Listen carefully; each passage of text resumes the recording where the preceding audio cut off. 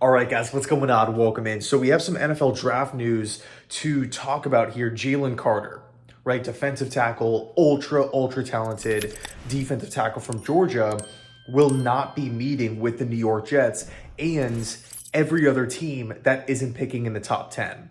Right, according to his agent, Drew Rosenhaus, they are declining all visit requests from teams picking outside of the top 10, but he is open to arranging a pre-draft visit for Carter to a team that trades into the top 10 prior to the draft. Okay, essentially saying, I'm going to be a top 10 pick, right? That's the idea here. Now, the reason why this is relevant here with the New York Jets and kind of how it all ties in, number one, the Jets desperately need help at defensive tackle. Granted, there's a couple guys out there that I really like. Poona Ford, Al Woods, A'Shawn Robinson. I could see all three of those guys making sense for this Jets team.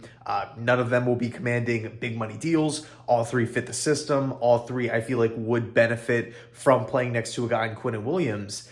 And also factoring in, they're, for the most part, seasoned players. Right, yeah, some are older and some are younger, but all three of those guys have a ton of starts under their belt. So I think all three make sense. But when we're talking about a guy in Jalen Carter, I mean, he was the favorite to go number one overall to the Chicago Bears at one point in time. That has now changed. Clearly, the Carolina Panthers moved up for a quarterback. They will be going with one of the the top elite prospects. And then as we trickle down the board, Houston Texans, probably quarterback, Arizona Cardinals, a lot of buzz that it could be Will Anderson, but we'll see.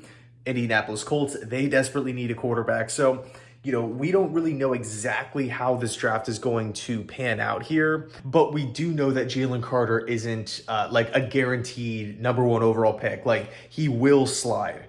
Now you factor in the legal issues, you factor in the pro day, two things that are hurting his draft stock.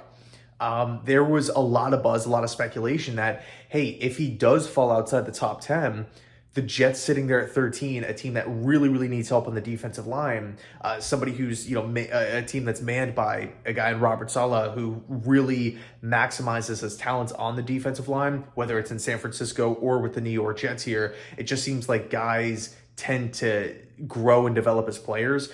Jalen Carter, a guy of his caliber, matched in this system with Saleh playing alongside Q, that would just be unbelievable. And that was actually a real thought, right? Because nobody, still, I mean, it's not like the draft's tomorrow. Like, still, nobody knows how far Jalen Carter will fall. But again, according to him, according to his agent here, they're not going to be visiting with teams currently picking outside the top 10. And it kind of makes you think too, is a team really going to trade up into the top 10 just to, like specifically for Carter? That way they can visit with him? Probably not. This doesn't mean that if he does, if he is magically on the board at spot number 13, it doesn't mean that the Jets can't take him, right? I'm sure they've probably touched base with him. They know what type of player he is. This is just more so a formal meeting where Carter is going to the Jets facility and having that, official visit. That's what this is referencing. So it's not saying that the Jets can't draft him. It's just saying that the Jets haven't or will not be officially meeting with him, in this next month, assuming they don't trade up into the top 10, which I feel like is pretty much 0% chance on that happening. So let me know your thoughts down below in the comment section. This thought kind of ties into another video I had planned. I was thinking about posting that later on in the week, but yeah, let me know your thoughts. Jalen Carter not going to be meeting with the New York Jets. Again, doesn't completely rule him out, but he's like drawing a line in the sand saying, I'm going to be a top 10 pick. I'm only visiting with teams in the top 10. I think Seattle makes sense. We're talking about Al Woods and Poona Ford here, two interior defensive linemen that are not being brought back by Seattle. So I do think there's a massive need there for the Seahawks, potentially the Detroit Lions. We'll see how it plays out, but I really think 5 is the sweet spot. Maybe Chicago, right? They were still picking in the back half of the top 10. I believe it's spot number 9. I mean, if Jalen Carter's on the board for them, that would be absolutely insane, right? They trade back for, they're expected to go with Carter at 1. They trade back to 9 and still land him.